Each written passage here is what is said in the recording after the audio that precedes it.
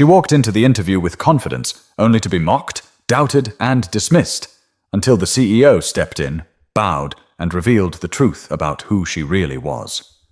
Monica Elridge didn't walk into Winstead Technologies like she was desperate for a job.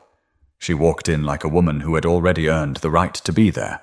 Navy blue suit, clean lines, no frills, comfortable heels, hair pulled into a soft twist, resume printed on thick paper, held neatly in a folder. She had rehearsed nothing. She didn't need to. It was 9:47 a.m. when she stepped into the glass building off Research Boulevard in Austin, Texas. The morning sun caught the steel signage as she approached. Clean, cold, modern. She paused at the reception desk, greeted the young woman behind the counter with a polite, "Good morning," and waited as the woman glanced at her, looked her up and down, and then smirked. Monica didn't flinch, but she noticed. "Interview?" the receptionist asked, without bothering to check the list. "Yes, Monica Elridge. I have a 10 o'clock with the strategy team." The receptionist tapped something on her screen, gave a tight nod, and said, "You can wait over there," motioning toward a row of chairs near the wall. No smile, no eye contact. Monica walked over and sat, smoothing the hem of her skirt. The leather seats were stiff, cold. She crossed her legs, opened her folder, and stared straight ahead. At 9:56, a man in a maroon button-down and khakis strolled past the waiting area. He glanced at Monica, then did a double-take. He slowed, looked again, and let out a quiet chuckle. "Deliveries go through the back," he said, loud enough for her to hear, but not so loud that anyone else might call it out. Monica looked up, held his gaze, didn't blink. "I'm not here for deliveries," she said flatly. He kept walking, pretending he hadn't heard her. 10 minutes later, a woman in a lavender blazer appeared and called Monica's name. She was maybe in her early 30s, friendly enough, but her eyes shifted a little too quickly when Monica stood up. "Right this way," she said. "We'll be in conference room 3. They walked down a carpeted hallway that smelled faintly of coffee and printer toner. Monica could see glimpses into glass offices, some folks typing away, others in small meetings. She caught a few stares, not curious ones, measuring ones, judging ones. Inside conference room 3, 3 people were already seated, 2 men and 1 woman. One of the men had salt and pepper hair and wore a pinstripe suit. The other had a buzz cut and a smartwatch he kept glancing at. The woman was young, pale, and wore bright red lipstick that didn't match her blouse. Monica smiled politely and extended her hand. "Monica Elridge, it's nice to meet you." They responded, but not with the warmth she was used to. The buzz-cut guy didn't bother to rise. The woman gave a quick handshake and then immediately looked at the papers in front of her. Pinstripe Man tilted his head slightly and said, "You're a little overqualified for this position, aren't you?" The question hung in the air like a dare. Monica replied evenly, "I don't believe qualifications should ever be a disadvantage." Pinstripe raised an eyebrow. "Fair enough," he said. "Let's get started." And just like that, the interview began. Not with curiosity, but with quiet resistance. But things were about to get worse, inside that conference room. Monica had been in plenty of interviews before, some sharp, some awkward, a few that turned into job offers within minutes. But this one? From the second question, she could feel something was off. "Walk us through your employment gap," said the woman in red lipstick, flipping through Monica's resume like she was searching for a missing piece. "You haven't worked in, 4 years?" "I stepped away to care for my mother full-time," Monica answered. "She had advanced Parkinson's. She passed away last spring." There was a pause. The buzz-cut guy didn't even pretend to acknowledge the weight of what she'd just said. "And how do we know you're up to speed?" he asked, leaning back in his chair. "A lot's changed in 4 years." Monica kept her tone calm. "That's true, which is why I've spent the past year consulting on several short-term projects. I can speak to recent case studies if you'd like." Buzzcut guy nodded, unimpressed. "Sure, but real corporate strategy isn't something you can just dip in and out of." She looked at him directly. "You'd be surprised what you can stay sharp on, when you've been in the game long enough to help shape the rules." That quieted the room for a second. But then came the next question, this time from Pinstripe. "You were a director at Alden Rowe Partners," he asked. "Why would someone with that background apply here for a mid-level role?" Monica didn't flinch. "Because I was told this company is evolving, and I'm interested in companies that are ready to build something lasting. Hierarchy doesn't impress me. Vision does." Again, that pause. Again, no reaction. Monica knew what they were really asking. Why would someone like her apply here? Not someone with her resume. Someone with her presence, her confidence, her skin. Red Lipstick smiled a little, but it didn't reach her eyes. "Well, we're very results-driven here," she said. "We want team players who can collaborate without making things personal. I think the results speak loudest when the room actually listens," Monica replied, still calm. "But I understand. Some rooms aren't used to certain voices." Buzzcut let out a breath that was dangerously close to a laugh. "Let's talk metrics," he said, flipping through his printout. "You mentioned in your cover letter that you led a restructuring project that saved over $4 million annually. Is that verifiable?" "Absolutely," Monica said. "The team I led consolidated vendor contracts across 3 departments. I have documentation if you'd like to see it." Pinstripe waved a hand. "We'll get to that. Let's stay high level. Tell me, what's your strategy for managing pushback in a team that doesn't see things your way?" "I listen first," Monica said. "Then I ask better questions. People want to be heard before they follow." Red Lipstick raised a brow. "That sounds a little idealistic." Monica gave the smallest smile. "Maybe, but I've seen it work." And that was when it hit her. They weren't here to find someone qualified. They were here to test her patience, to see if she'd bend, if she'd crack, if she'd fold under pressure like she didn't belong there in the first place. They weren't interviewing her. They were poking the bear. But Monica didn't growl. She didn't rise. She sat, elegant and still, answering every condescending question with grace. There were moments she wanted to walk out, but not because she was hurt, because she knew they didn't deserve her. Still, she stayed, not out of desperation, but out of discipline. She didn't owe them her silence. She gave them her strength. But what none of them realized was that Monica wasn't new to this game. They were looking at Monica like she had something to prove, like she'd just walked in off the street with a half-finished resume and a chip on her shoulder, like they were doing her a favor by letting her sit at their table. But they didn't know her story. Monica Elridge was born and raised in Bakersfield, California. Her father, Clarence, was a long-haul truck driver. Her mother, Roberta, worked nights at Memorial Hospital as a respiratory therapist. They didn't have much money, but they had pride, and they passed it on to their only daughter like an inheritance. By the time Monica was 10, she was reading the Wall Street Journal cover to cover. Her father brought it home every week like it was treasure. "You want to know where the power moves are being made, baby girl?" he'd say, slapping the front page. "Right here. Not on TV, not on the news. Here." She listened. By high school, she was tutoring other students in economics. By senior year, she'd secured a scholarship to Spelman College in Atlanta. She majored in economics and graduated summa cum laude, 3rd in her class. She didn't attend the graduation party. Instead, she packed 2 bags and flew to Boston for a summer internship at a global consulting firm. That internship turned into a job offer. That job turned into a career. She didn't just climb the ladder. She rebuilt it under her feet. By 33, Monica was one of the youngest senior strategists at Hensley Klein, a Fortune 100 firm based out of Minneapolis. Her name showed up in trade magazines. She gave guest lectures at Stanford and Georgetown. She led teams, closed deals, advised boardrooms filled with men twice her age. But then her mother got sick, and everything stopped. Parkinson's doesn't ask for permission. It doesn't care about career arcs or corner offices. Monica took a leave of absence, then extended it again.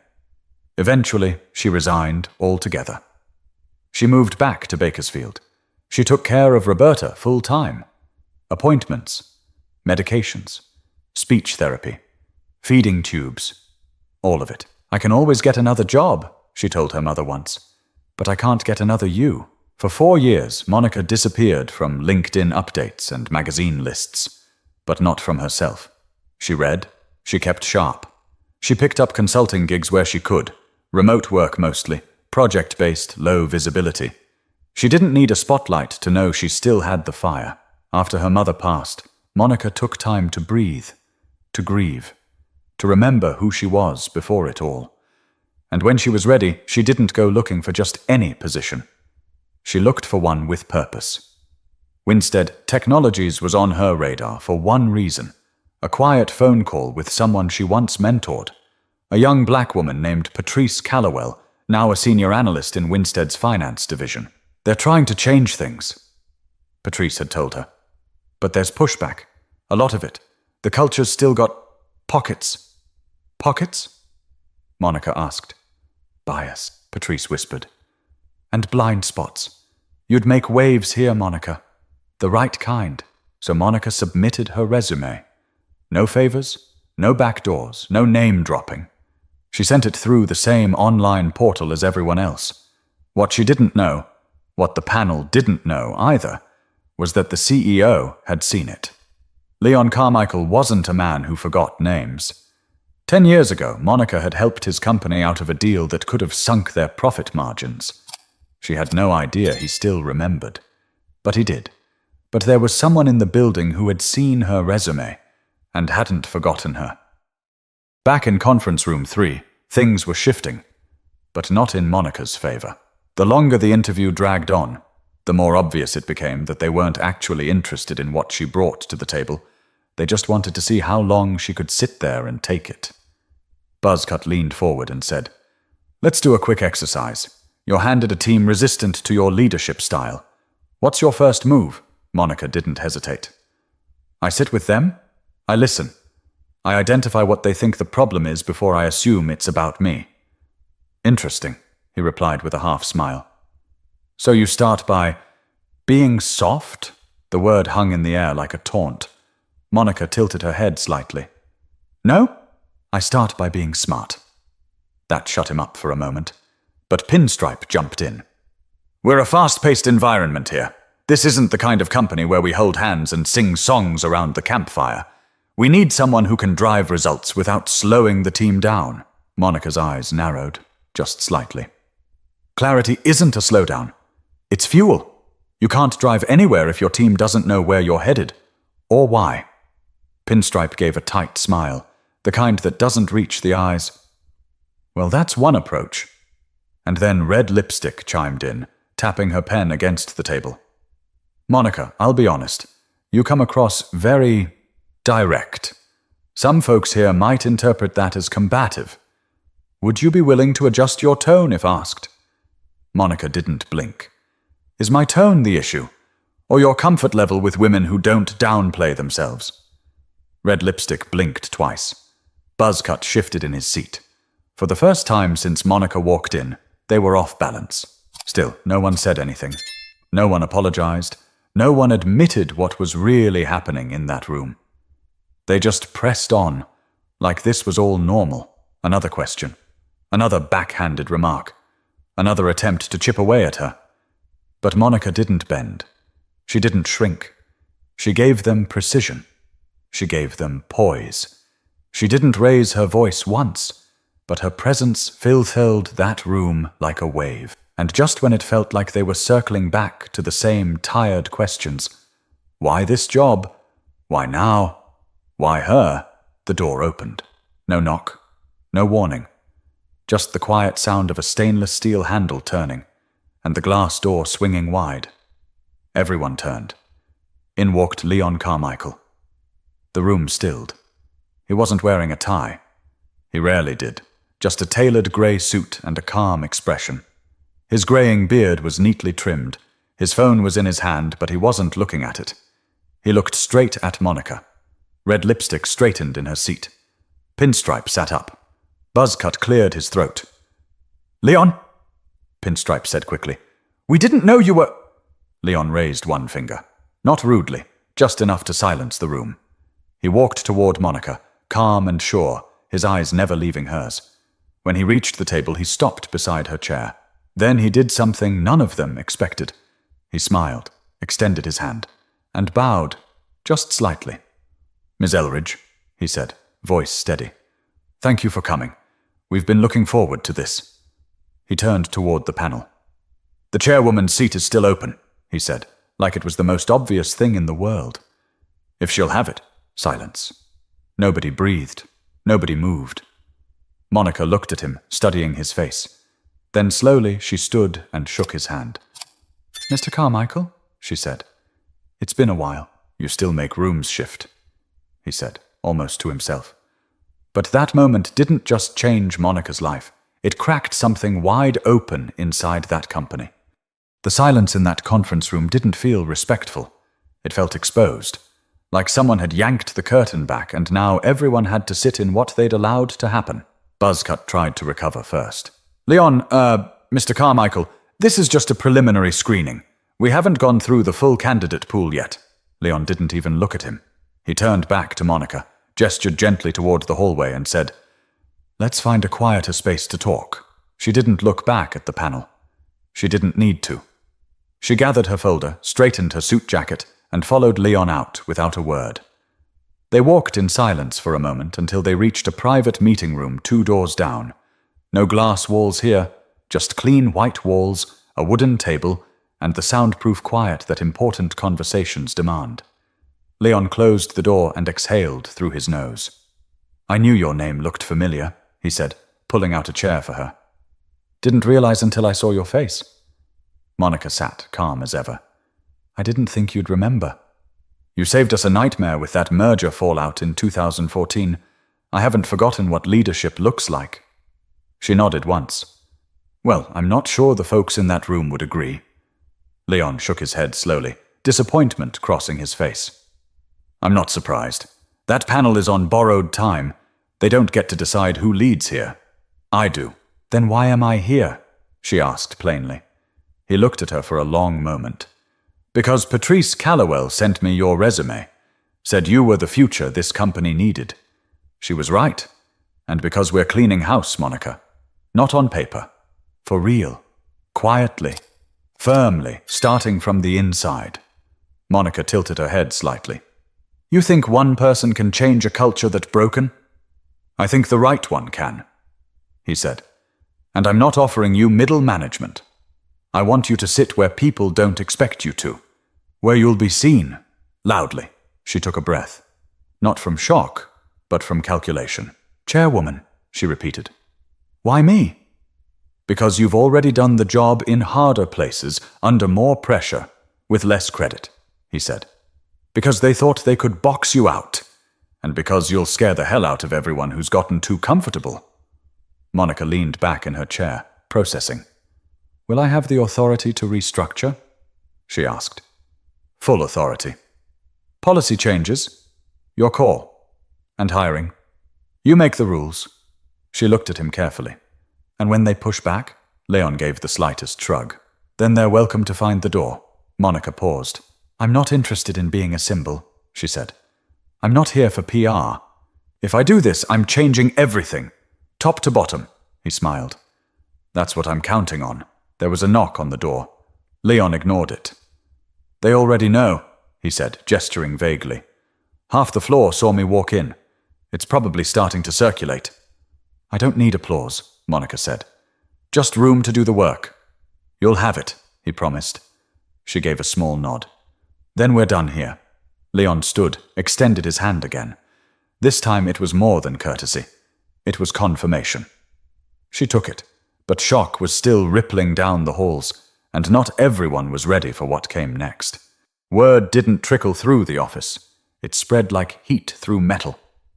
By the time Monica and Leon stepped out of that meeting room, people were pretending not to stare. Desks that had been buzzing with quiet chatter were suddenly focused. Screens glowed a little brighter. Keyboards clicked a little louder. But eyes kept drifting. It didn't matter that no announcement had been made yet. The message was already out. People saw her leave the interview room, then saw her walking beside the CEO. No one needed an email to do the math. The 3 interviewers from earlier were still in conference room 3. Monica passed them without a glance. But Leon? He paused in the doorway. We'll follow up this afternoon, he said simply. Don't make any assumptions in the meantime. Pinstripe looked like he wanted to speak. He didn't. Back in the elevator, Leon turned to Monica. I know what you walked into this morning. I know what they said. She met his gaze. Then I hope you also know what they didn't say, but meant, he nodded slowly. That's exactly why you're here. Monica returned to her car without ceremony. She didn't speed. She didn't cry. She didn't call anyone. She drove to a small cafe off South Lamar, ordered a black coffee, and sat at a corner table facing the door. It wasn't until the second sip that it all started to settle in. It wasn't just a new title. It was a reclamation. Meanwhile, at Winstead Technologies, things weren't quiet. Patrice Callowell received a message on her work chat. Is it true? She's the new chairwoman? She didn't answer. In the break room, two analysts whispered over microwaved lunches. Wait, she's that Monica Elridge. The one from Hensley Klein? Guess so. Carmichael escorted her himself. Some whispered support. Some whispered fear. Others whispered worry that the old guard might finally be pushed out. Red Lipstick paced in her office for over 10 minutes before knocking on Leon's door. He waved her in but didn't rise. I'd like to clear the air, she said carefully. Earlier, I may have come off too direct. Leon didn't say anything. I just want to clarify that my intention was never to... You don't need to finish that sentence, he said calmly. But you will sit through a full review of every interview you've led in the last 2 years. She blinked. Is that really necessary? I'd say overdue, he replied, without a flicker of emotion. She swallowed, nodded once, and left. Monica received a formal offer later that afternoon. It wasn't just an executive position. It was an invitation to restructure the company's leadership division, to reassess hiring practices, rewrite the handbook, oversee the diversity board, not in title but in action. She didn't accept immediately. Instead, she asked for a one-on-one with each executive director. No assistants, no agenda. 1 hour each. Some agreed quickly, others delayed. But they all knew what this meant. This wasn't a hire. This was a shift. That night, Monica sat at her kitchen table, reviewing internal memos and policy documents Leon had sent over. Legal compliance, staff demographics, leadership promotion history. It was all there. And most of it didn't surprise her. The numbers told the same story the looks in that interview room did. And that's when she smiled for the first time that day. Not out of satisfaction, but clarity. She knew exactly what needed to be done. But this wasn't just about her anymore. Monica showed up for her first official day 2 weeks later. She didn't enter through the back. She didn't take the private elevator. She walked through the front doors of Winstead Technologies at 8:03 a.m., holding a leather portfolio and wearing a dark green blouse, tailored slacks, and a calm expression that said, I'm not here for applause. I'm here for business. The receptionist, same one from the interview day, stood up before Monica even reached the desk. Miss Elridge, good morning. Welcome back. Monica gave her a polite smile. Thank you. Is Patrice in yet? I believe so.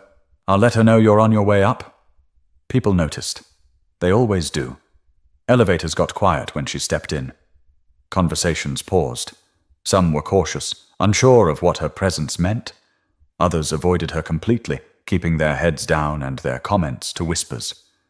But Monica didn't flinch. She wasn't there to make friends or enemies. She was there to build something that would outlast her.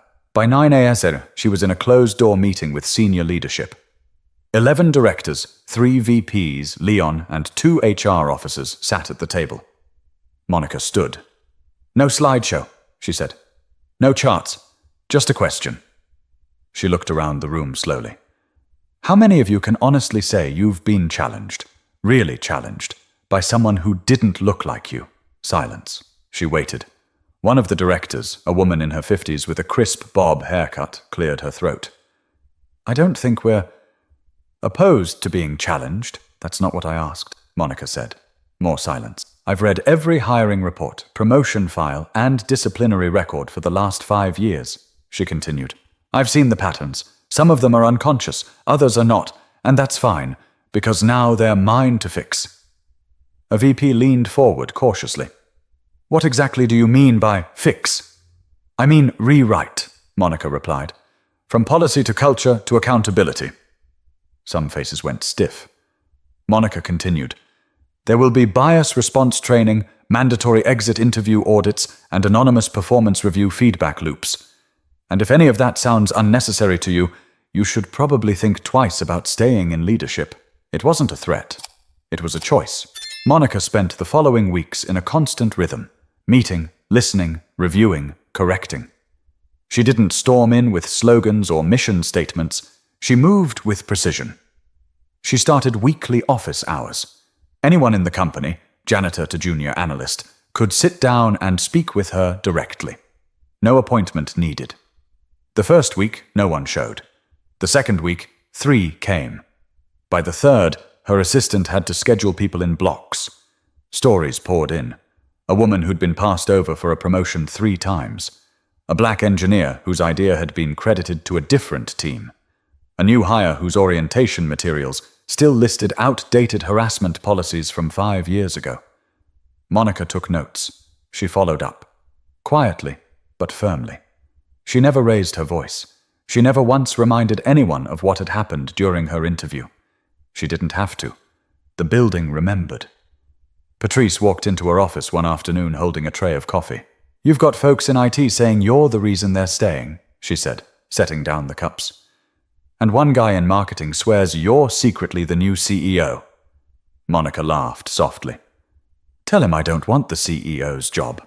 I'm too busy actually running things." Patrice raised an eyebrow. "You good?" "I'm good," Monica said. "And we're just getting started." But even with the seat at the table, Monica knew the work was just beginning. Monica Elridge sat alone in her new corner office one evening, just past 6:30. The building had quieted down. Most of the staff had gone home. Outside her window, the sky was fading from gold to grey. Downtown Austin flickered to life in the distance. She didn't move much, just sat still, one hand resting on a yellow legal pad, the other wrapped around a cooling cup of tea. Her desk wasn't cluttered, just a framed photo of her parents, a closed laptop, and a stack of folders marked Internal Review. There was no big moment, no parade, no announcement over loudspeakers or glossy photos in company newsletters. And that's how she liked it. Because for Monica, the win wasn't the title. It was the shift, the knowing glances that no longer carried that edge of dismissal, the employees who finally felt comfortable speaking up, the interns who walked a little straighter after seeing someone like her at the top, not smiling for decoration, but making decisions. She thought about that interview, the way they looked at her, the way they questioned her tone, her resume, her place in the room. They had no idea what they were looking at. And maybe that was the point. When she told her late mother she wanted to work in strategy, Roberta had said, "Baby, they'll try to turn your voice down, but never give them the dial." She hadn't. She'd just kept talking. Clear, measured, loud enough to build something permanent. That's the thing no one tells you about power. It's not always handed to you. Sometimes you walk in already carrying it, and the ones who try to keep you small, they only remind you how big you really are. Monica didn't rewrite company culture in a week.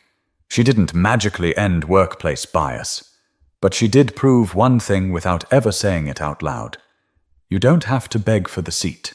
You are the seat. And now, she was building a longer table. She stood, grabbed her coat, and flipped the light off.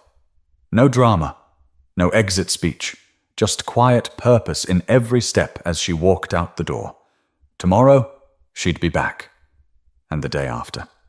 And every day after that, until this wasn't an exception anymore. It was the expectation. If you've ever been doubted, talked over, or made to feel like you had to shrink to fit the room, don't. Grow anyway. Take your seat. And if that seat doesn't exist yet, build your own. Subscribe if you believe that strength doesn't always shout. Sometimes it just shows up. Every day. Until the room changes.